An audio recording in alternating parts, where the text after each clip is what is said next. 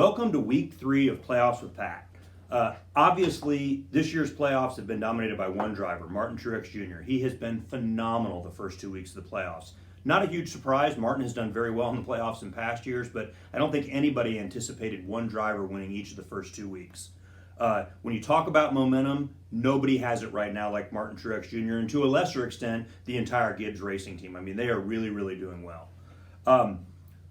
Richmond, obviously Truex won, Kyle Busch took second, Hamlin third, 1-2-3 finish, as I said, for the Gibbs team. They're really hitting on all cylinders right now. We're not going to talk a lot about Richmond today. We're really going to talk about the Roval and what it means and what we can expect this week. And of course, again, we want to give sort of the consolation prize to all these tracks that are running in the shadow of the Kansas Speedway race, because we know that's really where the focus of the industry is. But this weekend, we'll pretend that it's the Roval that matters.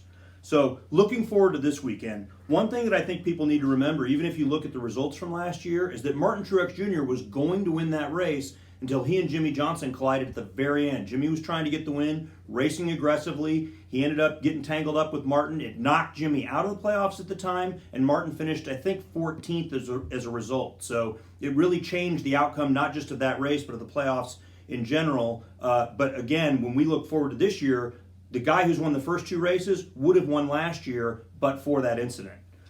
So as we think about drivers and the cutoff and where we are in the playoffs, the top 6 drivers right now are really in pretty good shape. Martin Truex Jr. all the way down to Joey Logano. They're anywhere from 88 points to 48 points above the cutoff. It's conceivable that Joey Logano, who's in 6th, could get knocked out if Eric Jones or somebody won. Joey had a bad day.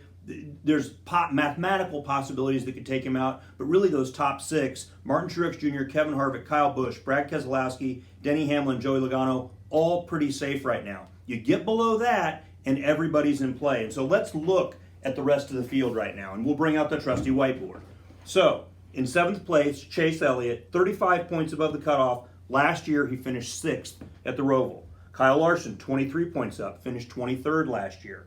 Ryan Newman, 12 points above, finished 11 last year. Ryan Blaney, 6 points up, but he won last year after the incident between Martin Truex Jr. and Jimmie.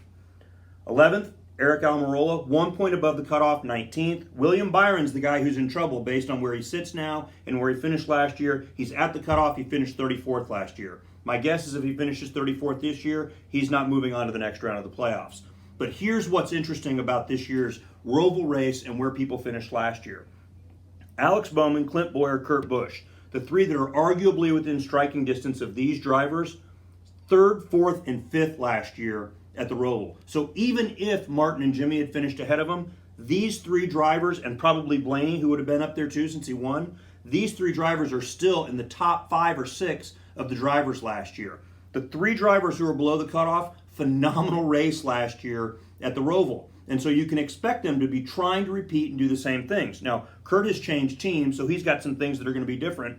Bowman and Bowyer are with the same team they were with last year, so you can expect them with their teams to be trying to repeat what they did last year and really come back strong. Kurt has obviously shown he's a seasoned driver. He can go from team to team and still have success.